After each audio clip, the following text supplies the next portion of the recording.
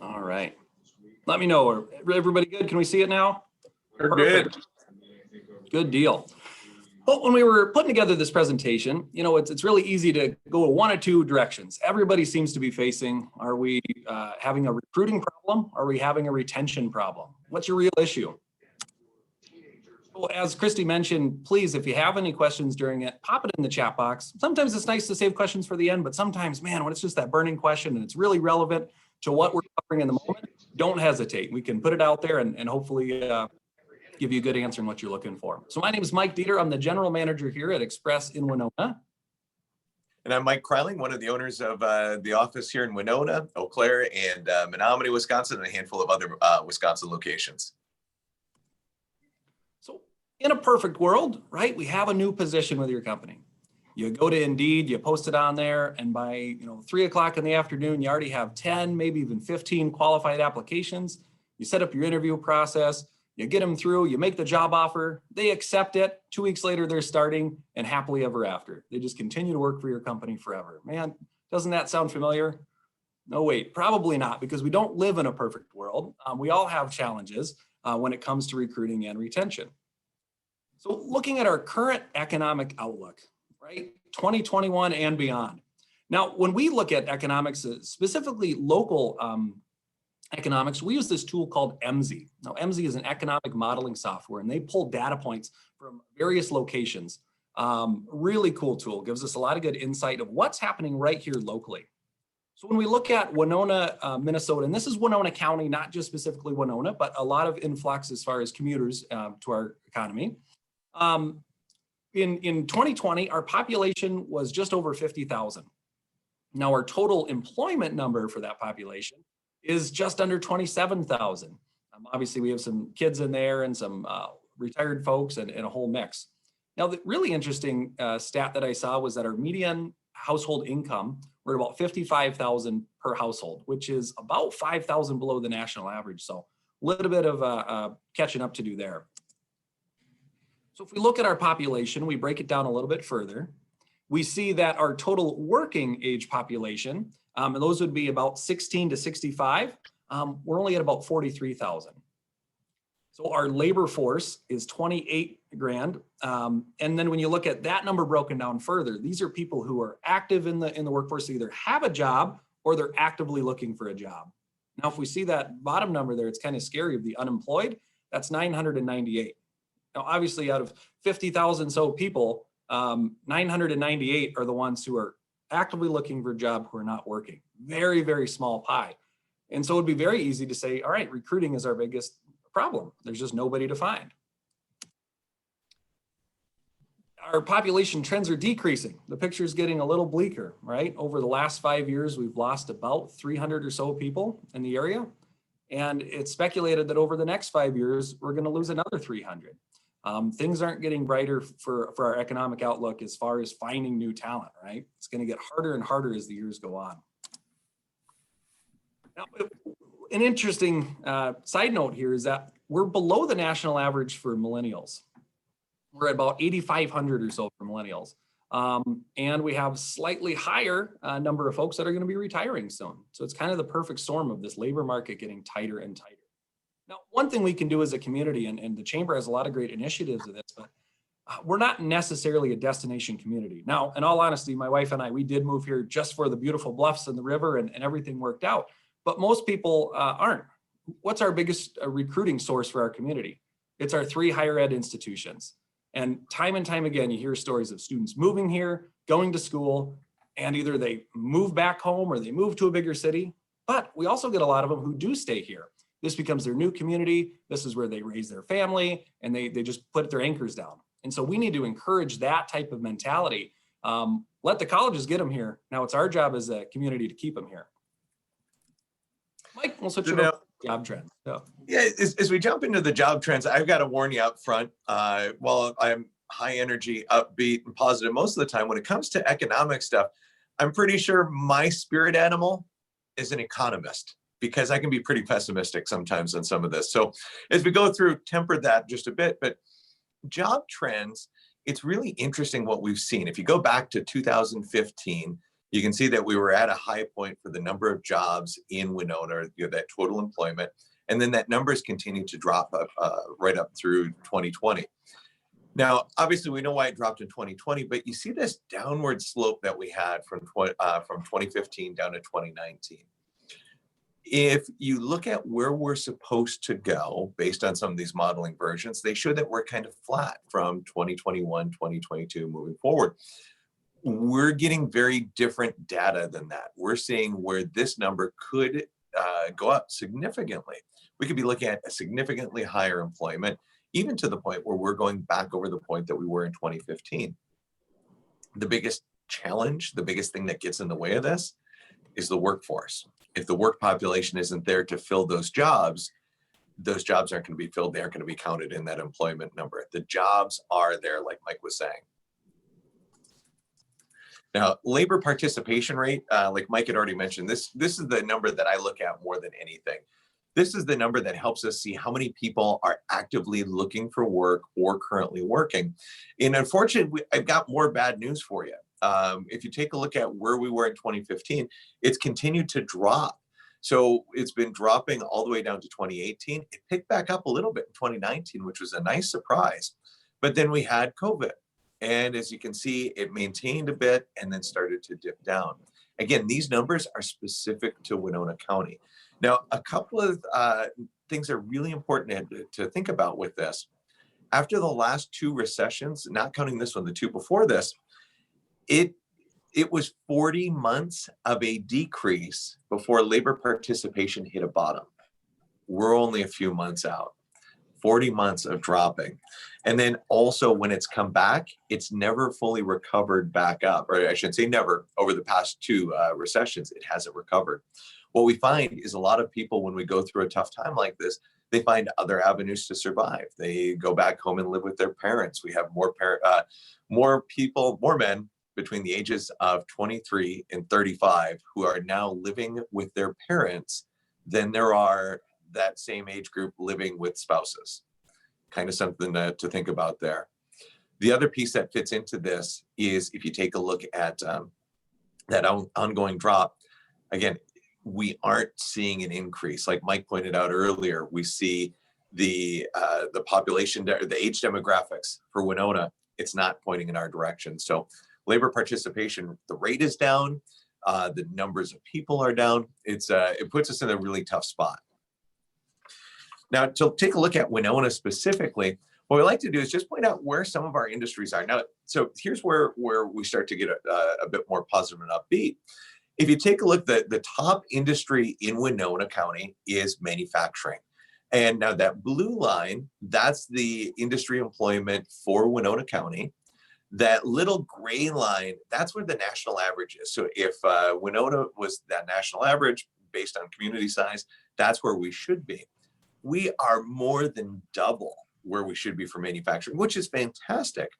It also is going to pose some other challenges. Those are the positions that we see coming back rapidly. I know a lot of the talk is that manufacturing positions are going away. In Winona, we see that number increasing. We see a lot of those places doing more and more hiring. And just recently, we had a really unique situation in a different one of my offices where we had a person that we were going to give a second chance to. They had an ankle bracelet, they were on Huber, and we had just found like maybe a spot for them where they were going to make about $14 an hour. They called us back before their first day to cancel because they just got a job paying $20 an hour doing entry-level manufacturing. There could very quickly come a time in the next 9 months where we see some of those manufacturing positions paying significantly more than some of the office and retail positions, which could draw some of those candidates up in there. So even if you don't feel it quite yet, it's going to stretch across all industries. So why focus on retention instead of recruiting, right? All the data is saying, man, there's not enough people out there and there's growth and this is where we need to put our focus. But if all we do is focus on our front door, but we leave our back door wide open, we're not doing ourselves any service. As Mike mentioned, the workforce participation rate, there's not as many candidates. And we know part of any growth in a business, you're always going to be recruiting. And so you always have to to focus on getting those people in constantly, even before you have a need. But what good does it do if nobody stays? So I want to share a story with you about one of our businesses we partnered with. Over the last 6 months, we sent them 124 candidates. Not only sent them, we had 124 people that actually started out there on the job. Today, we have 22 of them still left. And it's been this constant battle of we need more, we need more, we need more. But the back door is wide open and retention is just terrible. So is the real problem recruiting or retention? I was able to find 124 candidates for just one company, let alone all the other dozens and dozens that we're recruiting for as well. And so it was kind of frustrating for them and for us of, man, what can we do to get people to stick there? So what can you do? We really want to break this up into 2 sections. So we have our onboarding in the first 90 days. Now the 90 days are critical. And if you're going to make one adjustment to your retention strategy, focus here. Now, obviously there's the second part, which is long-term engagement. Folks who have been there for a year or more, 3, 5, 10. But really that's up to your company culture, right? What are you as a company? How do they want to be a part of it and stay engaged? And we would love to continue that conversation at a different date as far as long-term engagement. They're both very important, but today we're really going to focus on those first 90 days and what you can implement. So the reality is that turnover is the highest in the first 90 days. It's higher than any other period during employment.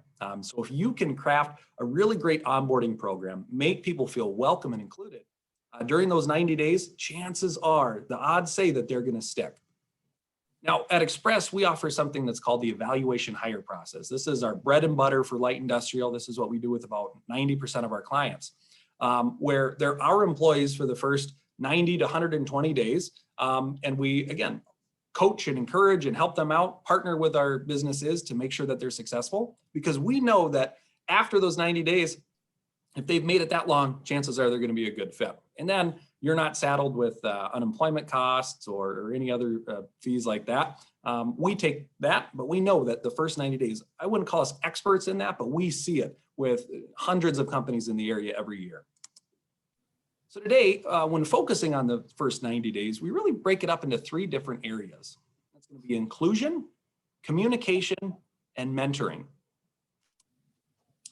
So with inclusion, now I'm going to give you all a heads up. We're going to be looking for a little bit of group participation here. So you have your chat ready to go.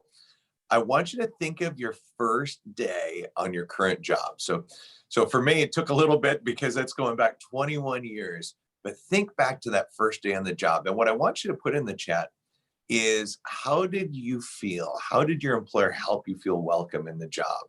So, some of those key ideas. While you're putting that in there, I'm going to share my first day with Express. Even though it's 21 years later, I remember it like it was yesterday. It was awesome. I came into the office. We were over across from the Winona Mall back in the day in the Winona Mall Annex.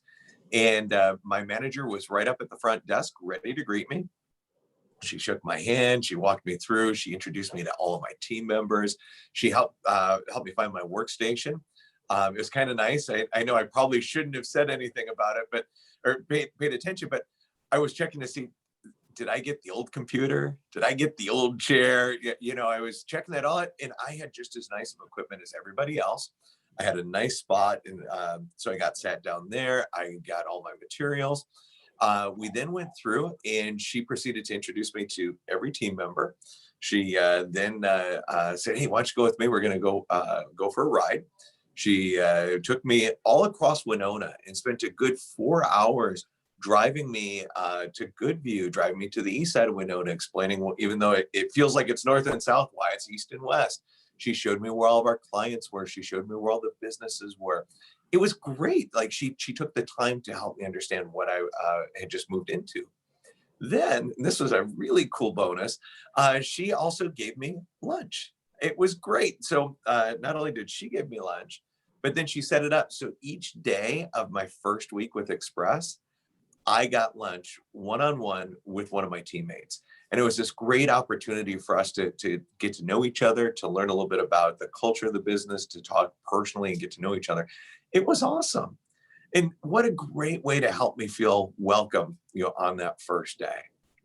So just checking, anybody have any ideas of some of their best memories from back on their first day of the job? And it looks like nothing so far. No worries. So Let me give you, oh, there we go. Thank you, Kay. So casual lunch with the office staff, board members came in throughout the day to welcome her. How awesome is that? And she worked a full day with each staff member to learn what they did. Awesome, Kate. Matter of fact, we're going to be talking a little bit more about that same type of concept here shortly. That's awesome. And funny, all these years later, we still remember those moments. Now, I want you to think back, was there anything that didn't go so well on your first day? And for me, I burned that experience into my brain, and I wanted to emulate that with new teammates that I had. So poor Mike Dieter here, when he started on his first day, he and Grant and I, we did lunch together. We got him set up on the workstations, and then I took him on a drive across Winona. And Mike, what happened on that drive? Oh, you almost killed us in a car accident. Yeah. I did. That wasn't one of the highlights. I wouldn't recommend that portion of the experience, although I think all three of us praying at the same time together might have brought us closer. Yeah, who knows? But think about on that first day, we remember so much, the good, the bad, and everything in between. And so in thinking about that, what does somebody else's first day look like? So if somebody was to start at your business today, what would that look like? And Mike, before you switch the slide here, I want to give an example of a business. This business, they were hiring machine operators and warehouse workers. When they hired a machine operator, your first day, it was awesome. They did such an amazing job. You walked in through the front door. You immediately got greeted by the plant manager and the plant superintendent. You got to learn about got to meet everybody in the office. You went into this beautiful training facility, and you spent the next 2 weeks having your lunches catered in and being trained on the equipment, what you were going to do. It was amazing. This same company, for their warehouse work, it's a little different. We had one individual that went out to start. They went to the door they were supposed to go to, which was a back door, because we don't want the warehouse guys going through the front lobby. He went around to the back door, knocked, and the door was locked, wasn't even open. So he was a little bit early, so he waited, and every couple of minutes he would knock, no answer. About 5 minutes after his shift was supposed to have started, he gave it one last try, and as he was about to knock, the door flew open. This person came out and still never introduced themselves, presumably the supervisor, said, "Oh, you're here. It's about time. Follow me." And then has that person following them as they're like run walking through the area to the warehouse. And they get to this spot, and then it says, "Do you see these boxes? You're going to stack them 3 by 2 on top of this pallet. Think you can handle that? There's going to be more people coming and bring these and take them for you. Yada, yada, yada. If you have any questions, I'll come back later." Gone. All at the same business. One is treated like a king and has an incredible experience that they'll tell our people forever. The other has an incredibly awful experience that they're going to tell forever. That other person didn't stick around past lunch. They were one of those infamous lunchtime disappearance folks. We put them to work somewhere else. They worked, did a fantastic job, and were hired on immediately. There's a difference in what our first days both look like. So why don't we flip to the next one here? So how does their first day start? And I've already given you that example of 2 different ways that the first day starts. There was another business that we worked with that was amazing. They literally did when you walked out on the door. So your first day, you walk in, there's the plant manager waiting for you, shakes hands with you, introduces you to everybody in the entire operation. They then take you out on the floor, and as they're introducing you to all the other workers, you're getting high fives and handshakes. There's smiles. They're getting introduced to everybody, and you can just feel the energy on this first day. And when somebody told me about it, I didn't quite believe it. So then I went along with one of our associates a different time on their first day and went through. It's like, oh my gosh, this is actually how they get treated out here. It was amazing. So that scenario compared to the one where you're stuck waiting outside, who's there on your first day? Who welcomes them? Is it somebody who has been trained to be very cordial and is personable and is out front?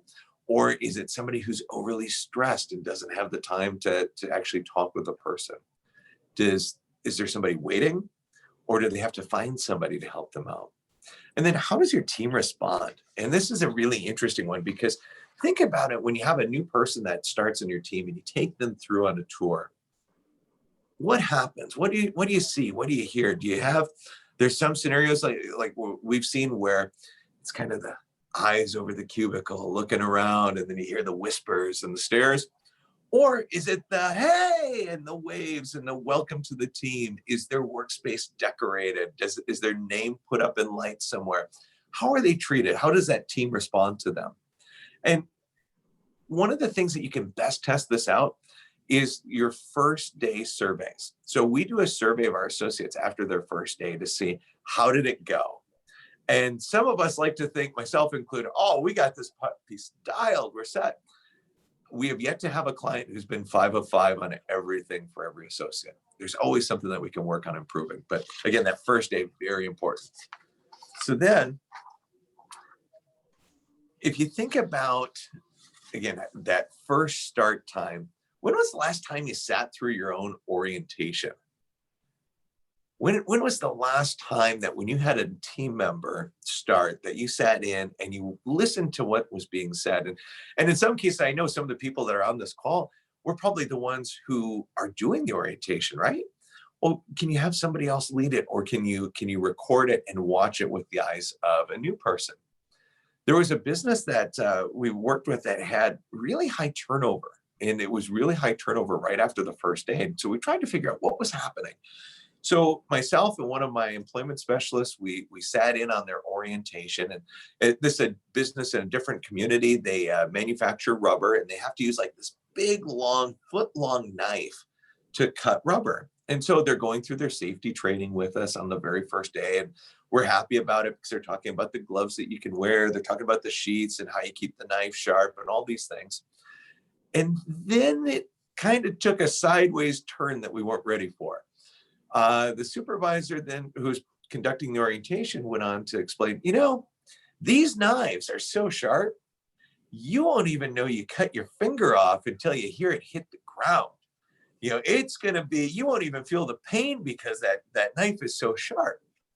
Immediately, myself, my teammate, and our associates who were sitting in were horrified. And as if that couldn't get much worse, then he starts explaining how he's so thankful that there are cameras set up throughout the facility because they were able to catch an accident that happened because this moron wasn't following safety protocol. So like a dumbass, he put his hand into the machine, it got stuck, and it grabbed him and it threw him across the room. And oh my gosh, and he starts laughing about the scene of this person being thrown across the room. And surprise, surprise, one of the people that we brought out walked out at lunchtime.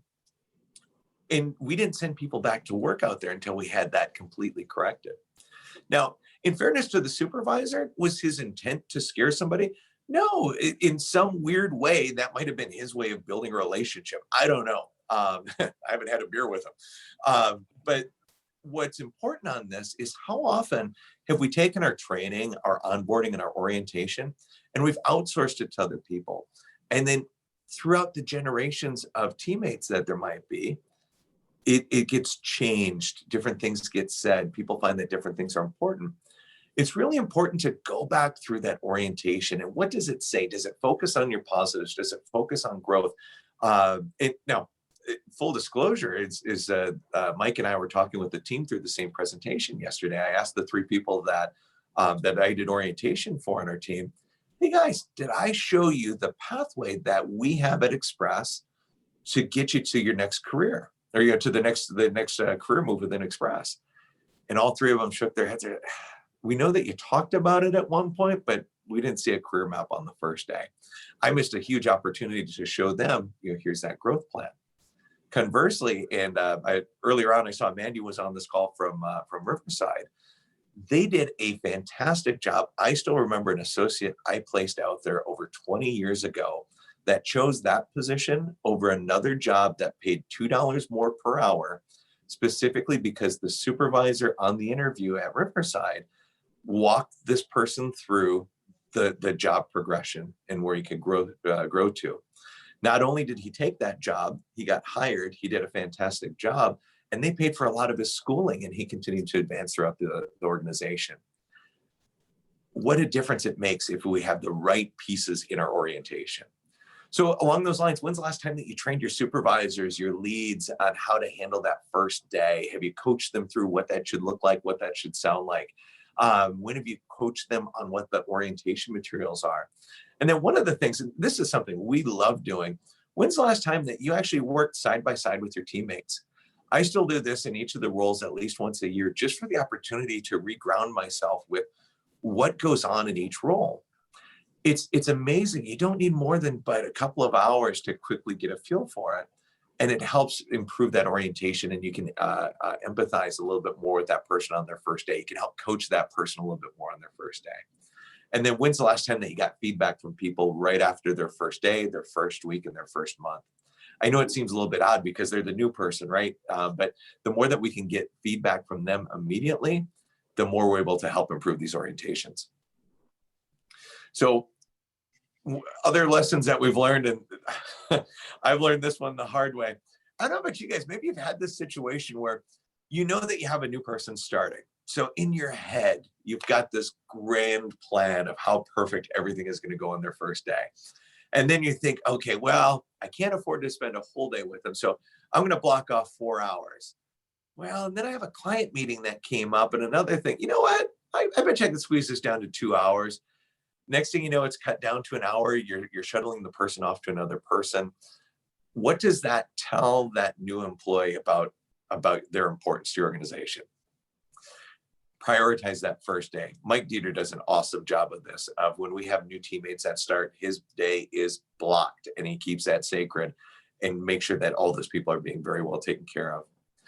Another thing that works out fantastic is, are you getting your team involved? The more you can get your team involved and inform them, the better. It's amazing how if you get the team involved, they get excited and they want to do things like decorate the workspace. Anytime somebody starts here, the workspace is all decorated. There's streamers, there's balloons, there's welcome signs. They do that for birthdays and everything else as well. The team will be there to help you out and get you through it.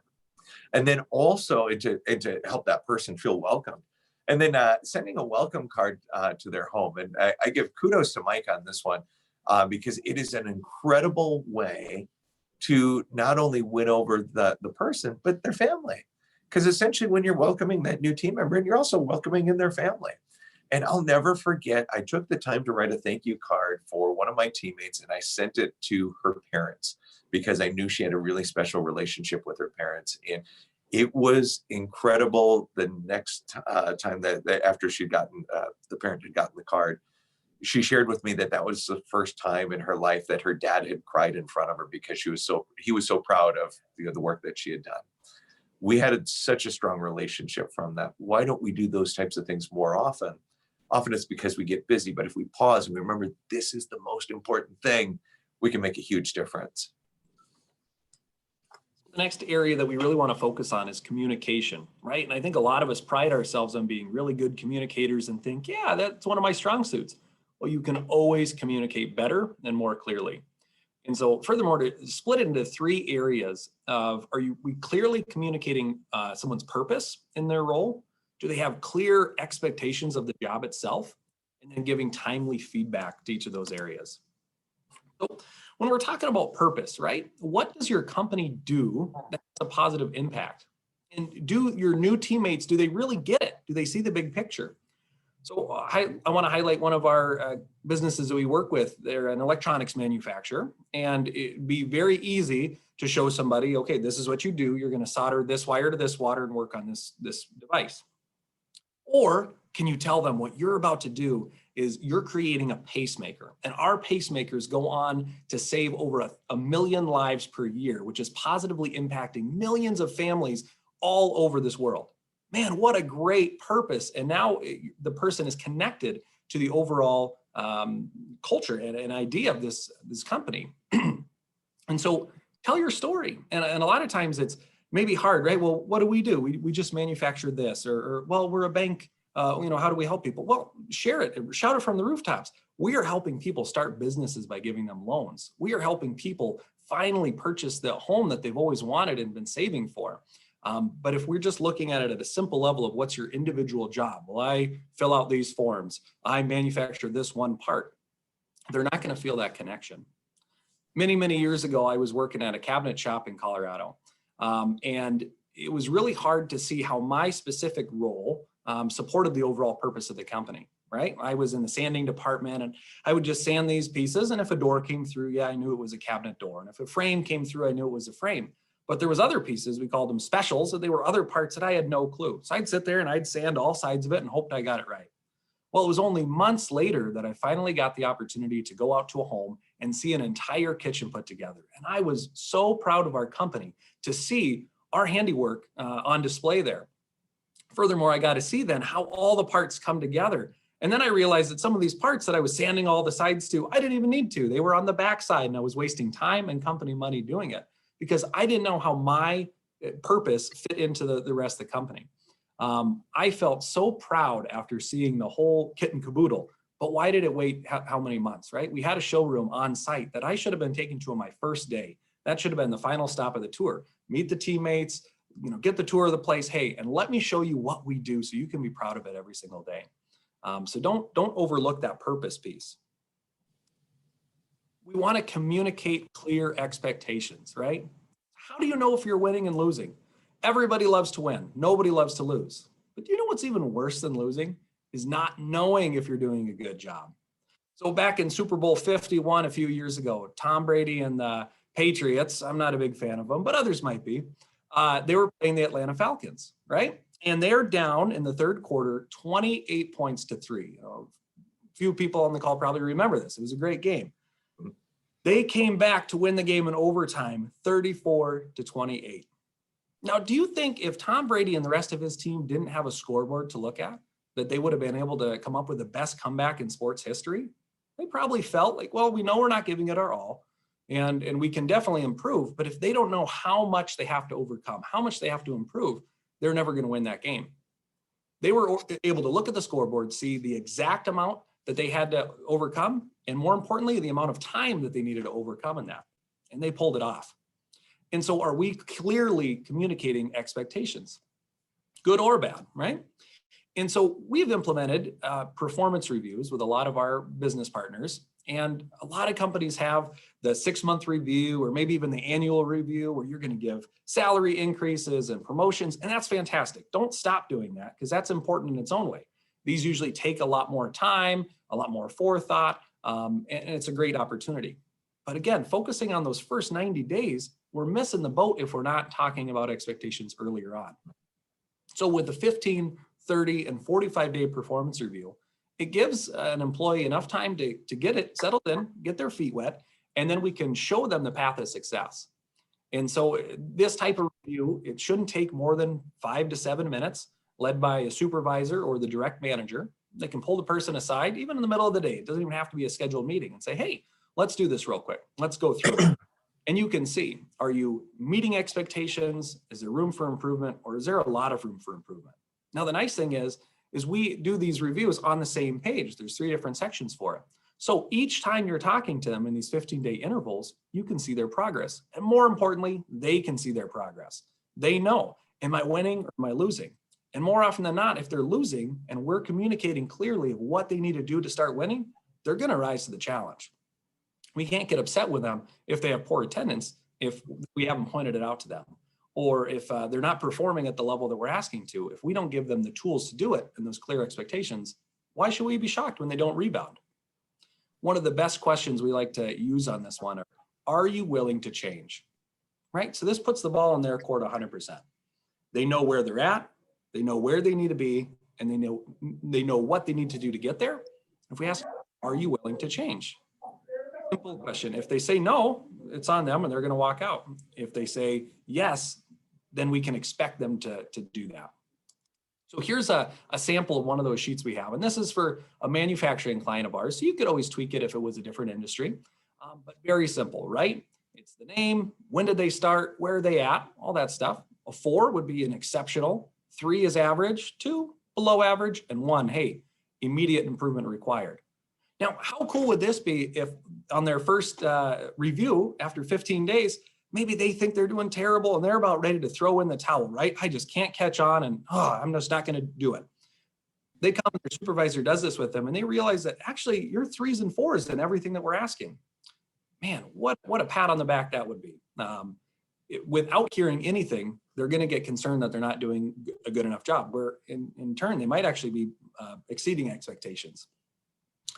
Again, all this can be modified and changed company specific, but it's easy to track. Now, unfortunately, when we do have turnover from performance, right? Somebody's not improving. Well, if you have these documented, now your case is crystal clear of why they're no longer on your team, because they were not willing to change. We also need to communicate this feedback to them, right? We should have constant coaching going on. When something happens, we need to do it right then and there.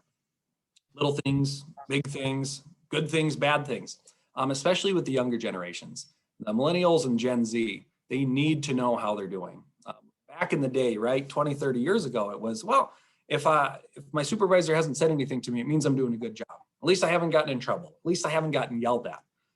No, you need to be your team's biggest cheerleader, right? You need to be singing their praises, giving them congratulations and attaboys all the time if they're doing a good job. And if they're not, don't get frustrated. Don't gripe and moan to the other managers or to your boss that, man, my team's just not doing it. It's your responsibility to step in and make those improvements and coach them in that. And especially timely, right? It needs to be in the moment. My wife and I, we just got a new rescue dog a couple months ago, and he came from Texas, and he's got some work to do. He like set you up things and bark and do all sorts of things. Jump the back fence. So sorry if any of my neighbors are on the call. But what do you do for a dog, right? You have to give them coaching in the moment. If he does something good, you give him a treat right away and you say, good boy. And if he does something bad, you got to tell him right away. What happens if a dog pees on the floor, but you don't get around to correcting him for 2 days? The thought's gone. It has to be in the moment. So when you see something good, go up and praise him right away. And if something needs to be done, again, pull him aside. You don't want to embarrass them in front of the team, but when it's going to be fresh, don't wait for the next week. Don't wait for their annual review. Pull them aside and say, hey, you know, I did notice that this happened. This is how we need to fix it. But yeah, in the moment, you're going to see the best results. And so one of the next ways that we look at it, so like we'd started off with thinking back to that inclusion piece on their first day. We talk about communication, getting that good, strong sense of purpose, like Mike was talking about, giving that feedback. The other piece, mentorship. And now we'd almost look at this, you could even think of it as a buddy system, if you will. Not necessarily a manager, but a mentor, somebody that could work alongside of that person to help out. What we found is some of the businesses that have the best retention, they have an introduction to a peer mentor on the first day. It gives the new person a chance to get to know somebody in the organization right away. It gives them a chance to ask some great questions along the way. Because there's always questions about, wait, what if I have to go to the bathroom? Do I take a break? What do I do? There's a lot of those questions that come up that you might be a little bit uncomfortable asking a supervisor. The other nice thing is this, again, it gets more people involved in that process.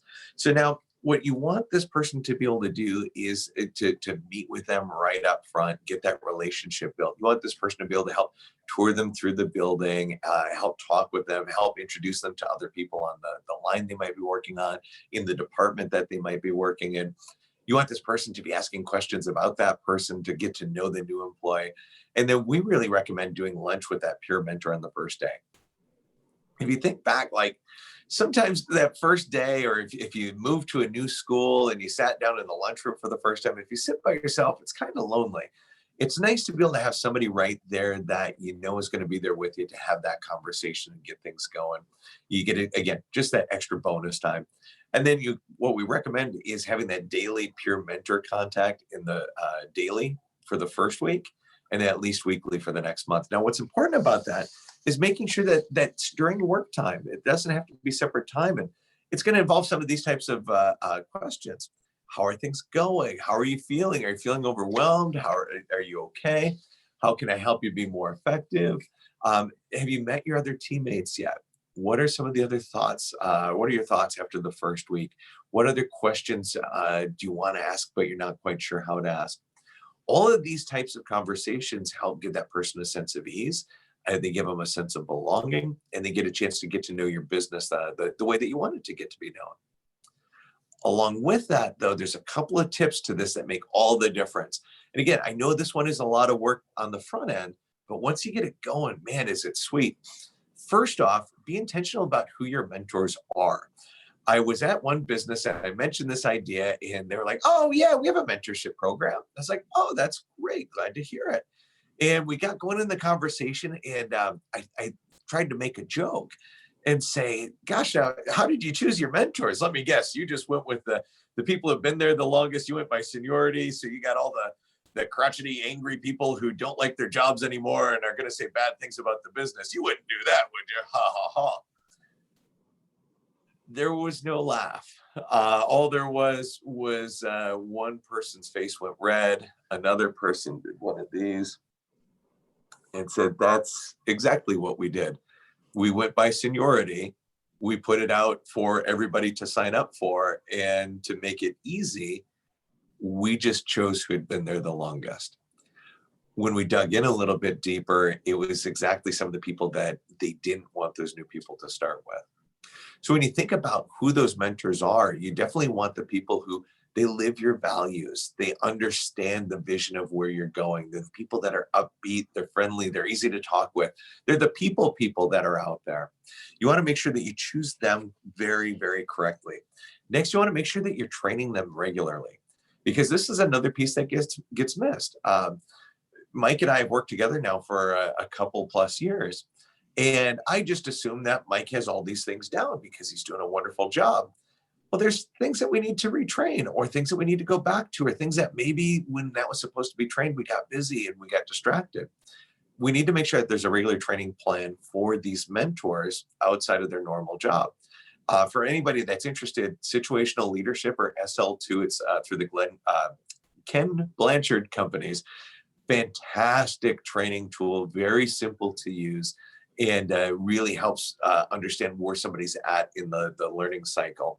It's a great tool to use, so that way that mentor can help coach and be that support that the person needs.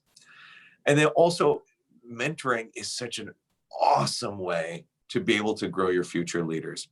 A lot of times you might have that teammate that wants to develop or wants that next step, but maybe there's not an exact promotion ready for them. This is a great way to help grow them. It's a chance for you to try them out to see how did they do with a little bit of additional leadership. And as you're going through this training with them, they're learning how to be a better leader for you. So with a mentorship program, again, this isn't anything crazy. It's how do you help that person feel nice and safe on their first day? And Mike's going to talk here in just a minute about some great questions, one of which leads to, do I have a friend at work? The mentoring program, it builds in a friend right from the get-go. It said that 80% of employees quit people, not companies, right? So you have to look at, if you're a manager, look at yourself internally. And if you have managers, look and see, is there a department where you have a horrendous turnover? And it's all based off of one person, right? So in the book, First Break All the Rules, they have these 12 questions that if your employees answer positively, then you're probably an effective manager, right? And your employees like you. Some of these questions go for. So as I read these out, think internally, right? How do your direct reports, how would they answer these questions about you? So do you know what is expected, do I know what is expected of me at work, right? Have we clearly communicated those expectations? Do I have the materials and equipment I need to do my work right? We had a client that on their first day for somebody coming out there, they would give them a tool, right? A cutting tool, trimming tool. This wasn't like everybody else had. This was the old one with the broken handle and the dull blade, because the nicer, newer ones went to the senior employees, right? And so not only did somebody feel not welcome, like Mike said, with the old computer, the old office chair, they felt like they were just kind of second best to everybody else. And the sharper tools made the job, or the duller tools made the job harder to do, and actually led to more injuries, especially when people's muscles aren't built up or their skills aren't there. So at work, do I have the opportunity to do what I do best every day? Are you empowering and encouraging your people every single day? This one, man, this gets me. In the last 7 days, have I received recognition or praise for doing good work? And a lot of times it's, well, I told you were doing a good job last month. Do you need to hear it again? Again, going to especially these younger generations, but we're all human. We love to feel that encouragement. We need to know that we're doing good. And so just heap that praise. Like I said, we should be our team's biggest cheerleaders. Does my supervisor or someone at work seem to care about me as a person? Right? A lot of times we're focused on hitting sales goals or hitting quotas. Do we care about that it's people who are in our businesses? I was on a tour with a manufacturer, and man, their whole front office team and CEOs, it was apparent that everyone was just kind of on edge around them. No one really felt super comfortable. They didn't really treat people the way that I thought they should be treating them. Now, adversely, that same company, I went out to their manufacturing floor, and one of their supervisors, as we're walking around this place, he said hi to about 20, maybe 25 individuals. He knew their names. He knew details about them. Hey, John, how are you? How are the kids doing? Hey, Sarah, how's that new dog going? It was just awesome to see all these employees' faces just light up, and you could tell that they felt valued and appreciated by this individual. So yeah, engage with your people, get to know them. What makes them tick? Now, is there someone at work who encourages my development, right? Are we giving them new opportunities? You don't have to raise your hand or put anything in the chat, but anybody who's on this call, how many people in your organization did you invite to this, knowing that it could be a growth opportunity for them, right? We need to always be looking out for these great opportunities and trainings and ways that we can push people both personally and professionally. At work, do my opinions seem to count, right? The old opinion box or suggestion box on the wall in the break room that never gets checked. Or if it does, no one really goes with those ideas. If your team is offering new ideas and suggestions and every single time you're just shooting them down, guess what? They're going to stop offering up those ideas. Value those opinions. Does the mission or purpose of my company make me feel like my job is important? We talked about this earlier. We have to tie in our purpose. If we know it and we have it written on a boardroom wall somewhere, but we're not telling the people we're working with, then we're not doing a very good job. And so share it as much as you can. And if you can't quite see it, talk to other people. Maybe there's something that you're missing there. How do you fit into the bigger picture? Are my coworkers committed to doing quality work?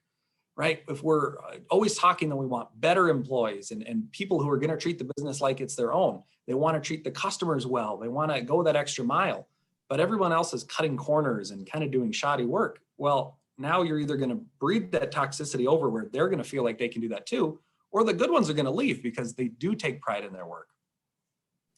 Do I have a best friend at work? And we spend more of our waking hours at work than we do at home. And so they're kind of our work family. We should get along with them. And you don't have to enjoy every coworker to the same extent, but do you have a couple of key people that you really can confide in and support each other there? And again, that peer-to-peer mentor is really important. In the last 6 months, has someone at work talked to me about my progress? Going back to the performance reviews. Again, 6 months is okay, but we got to get it even sooner. If you can know, are you winning or losing early on, it goes a long way. And lastly, in this last year, have I had the opportunity at work to learn and grow? Again, like I said, different opportunities, different learning sessions, different, whether it's a corporate thing or local. Early on in COVID, we realized we had all of our teams working separate and we were just missing something. Some of our trainings were put on hold. And so we wanted to challenge our team to keep having that growth mindset. So we took the opportunity, we blocked off 45 minutes or an hour every single week, and we came together on a Zoom call. And each person was then responsible for leading this little mini learning session once a week. It could be based on a book, maybe a podcast or a TED Talk, but we were constantly challenging each other and encouraging each other to grow. And we're still doing that to this day. So The 3 Signs of a Miserable Job is a fantastic book by Patrick Lencioni. And if you haven't read it yet, Patrick Lencioni has written a bunch of books, fantastic speaker. The reason Mike and I wanted to include this is similar to those 12 questions. This helps out with that long-term piece of retention. And so Patrick Lencioni, he belongs on the Mount Rushmore of great authors, in my opinion, along with Jim Collins. But when he wrote this book, it came from an inspiration after speaking at an Express conference, which was really interesting. He was leaving the city. He went into the airport, went into the fast food place, and think about all or most of the fast food in an airport experiences you've had in your life. Customer service usually sketchy at best, right? Well, so Patrick walks up to order his food, And here's this cashier with a huge smile on his face, happy to be alive, super excited. And Patrick's like, what the heck? He places his order.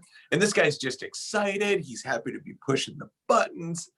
And it finally clicks because Patrick sees everybody else not smiling and everybody else looking angry in the background. He's like, oh my God, you're new, aren't you? Yeah, it's my first day. I love this job. And Patrick can't help but chuckle to himself, thinking how many days, how many hours before you're grumpy and unhappy like this, the rest of the folks there. And so he started to think about that, though. What creates job misery? What makes a job frustrating? When do we not like it? And so I'm going to give just the high level version of this. And then certainly if there's interest, we'd be happy to set up any type of a book club to go through this chapter by chapter as a group and have some good conversation on it.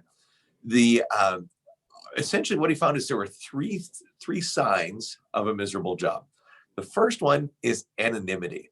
Anonymity is when you are unknown. People don't know you. They don't care about you. They don't see you as a person. They see you as a machine. If you don't feel loved by your team, if you don't feel appreciated, respected as a person by your team or by your job, especially by your supervisor, you're going to feel more miserable. The second piece of job miserable or being miserable is irrelevance.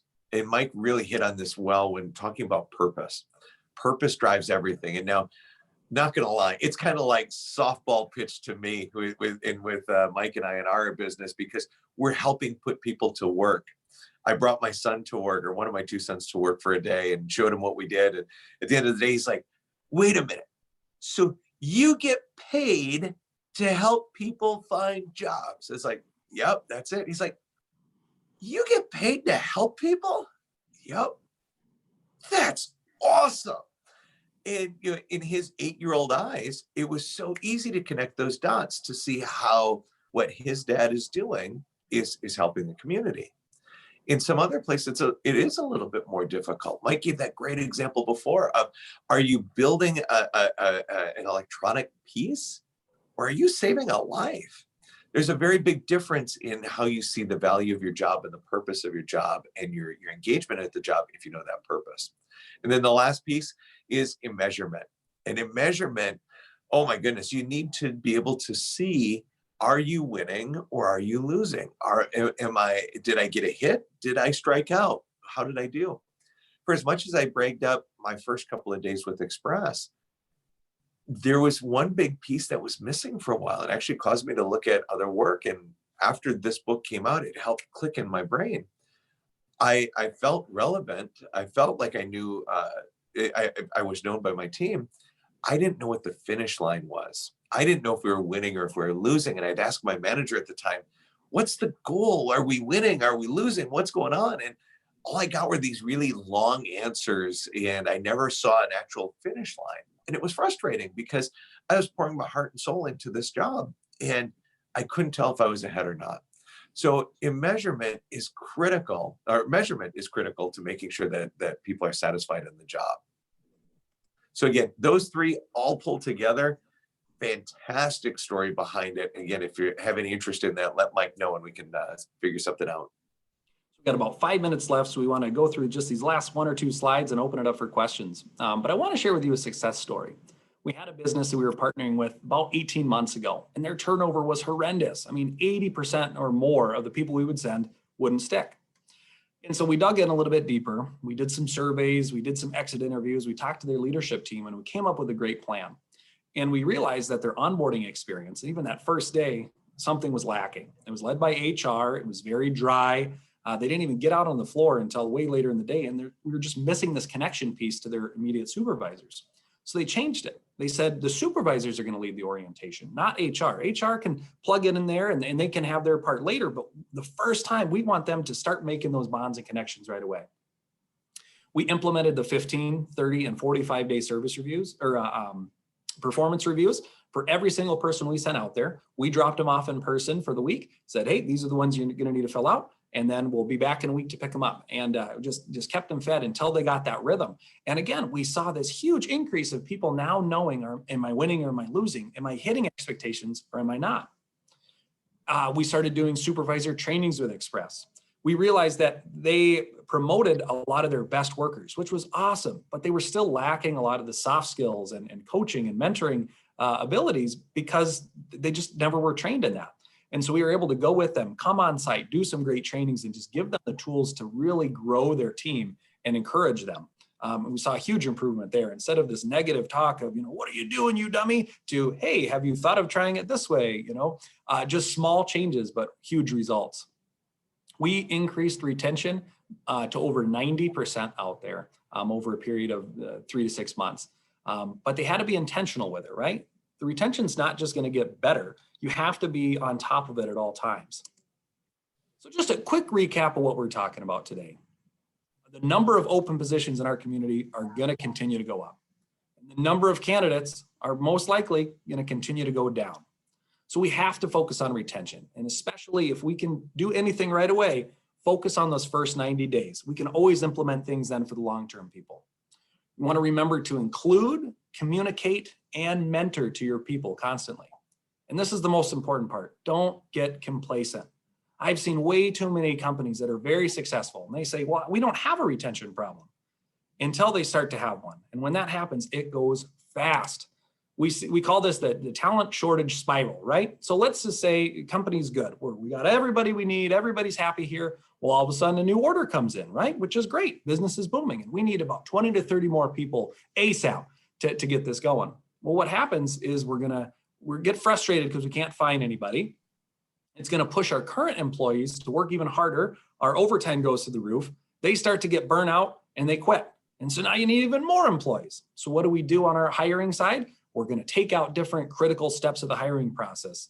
We're going to reduce or eliminating our onboarding in general. I don't have time to train them. I don't have time to give them the safety slides. I just need them to get out there and working. The new employees don't feel valued. They don't feel encouraged and definitely don't feel safe. So they quit. And it goes down so fast. And I've seen it time and time again where then the front office staff then goes out to the floor and they start working lunchtime and after hours to get things going to please your customers. Don't let this happen. Don't get complacent. Just because you're good at it now doesn't mean that can't be a challenge. Keep your people happy at all costs. So we would love to continue the conversation. If there's anything we talked about today that really resonated with you, maybe challenged you a little bit, or you just would like to learn more about, hey, shoot us an email, give us a phone call. We would love to connect and just further the conversation. So thank you so much for your time today. We'll open it up for questions. It can be in the chat, or you can just shout it out, whatever works for you. Any key takeaways, something that just really got you excited about today or scared you? I know the statistics numbers tend to be very scary. It's interesting what we're already starting to see. And again, I know like Mike led with, a lot of the conversation is typically on recruiting, but the retention piece is so critical to have dialed. A quick question, guys. Sure. Mm-hmm. What do you see is important regarding information of kind of quality of life beyond just the job? Like how much should employees kind of make sure they know what's going on in the community beyond just at work? Is that great question, Kate. Yeah. When you think of a lot of companies, right? You show up before the sun's up and sometimes you're leaving after the sun's down and you can just kind of get in this bubble. And especially the manufacturing ones that have 60, 70, 80 hours of overtime in a week. If you don't have time to live your life, a lot of times we hear, I don't care how much money I make if I don't have time to spend it. And so having that work-life balance is huge. And Kate, what a great idea that instead of just hoping that then they get plugged into the community or some friends or whatever, maybe we can post on our boards or get kind of a community liaison approach to it. I really like that idea. Especially with the relocated worker program, right? A lot of times it's, hey, we find someone, we're going to move you here. And especially for that spouse or somebody else, it's somebody else's have to figure everything out on their own. It can be intimidating. So maybe even as the company, we can take that approach of looking at the whole family, the whole package, not just the individual. Great information though. Thank you guys so much. Yeah. Awesome. Thanks. Any And other then we have, questions? Go ahead. oh, fire away. Sorry, Christine. No, I was just asking if there's any other questions. So we've got one in the chat here. How would you create an onboarding process for ELL and individuals of different cultures to help retain them? So Marlene, that is a fantastic question. Mike, did you want to jump on that one first? I love looking at what are our resources in our community right away, right? And so when we have Project Fine, and they do such a good job of plugging in different community members, but even outside of that, right? What groups of people can you get connected with? And so again, you have to watch when you're employing somebody. You don't want to cross the line when it comes to, well, here's a list of churches in our community, but what are different places to get plugged in with? Maybe there's people in your organization who you know are going to have similar interests. And without you introducing them, their paths are never going to cross. And so making that initiation, and I think, Mike, you kind of shared earlier this idea of when you walk into the high school lunchroom on your first day and you don't know a soul and you're just, it's kind of that awkward thing. We need people to sometimes invite us in and then start introducing you to other people. And that's just that first step. And so I know chamber events, right? Different after hours things. Jose, you've been doing a lot of virtual network nights. Just kind of putting yourself out there and getting to know it and getting plugged in. But yeah, can definitely be a little bit more of a challenge when it is English as a second language or somebody who's not familiar with the community. But if you know somebody like that, invite them along. And I think one of the big keys to that as well is get your team on board as well. Because I've seen many, many, many times where it's worked out very well. And then other times where people don't want to change. They don't want to have to worry about a different language. And it leaves you scratching your head thinking, why does it matter? One of our clients up near the Eau Claire area, it's awesome. You walk into their facility, all the signs are in 3 languages. It's fantastic. And talk about inclusion. Everybody's working together. Everybody's able to train. They're able to help out with whatever language requirements are needed for training. It's a fantastic experience. It does take some work on the front end to make sure you've got all the resources in place. But again, quite often when you go to your team, you're going to find untapped resources you didn't even know that you had.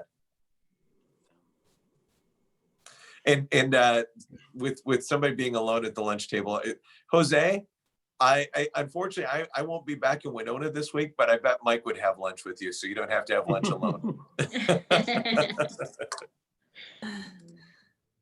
I think it's important to know, guys, too, that, it costs more to recruit new people and retrain them than it costs to retain them. So retention is it's a golden handcuff, really. It's really your bread and butter as an organization. So learning how to do that well and create a culture where people want to belong and stay is a win for everyone, our workforce and our employers. So thank you for all of your knowledge and everything that you've shared. I appreciate it. Thanks for having us. Yeah. Thank you. It was great. It was a wonderful presentation. Thanks again for taking the time to spend with Mike from Express Employment today. And with that, I'll wish everybody a wonderful day. Take care. Thank you much.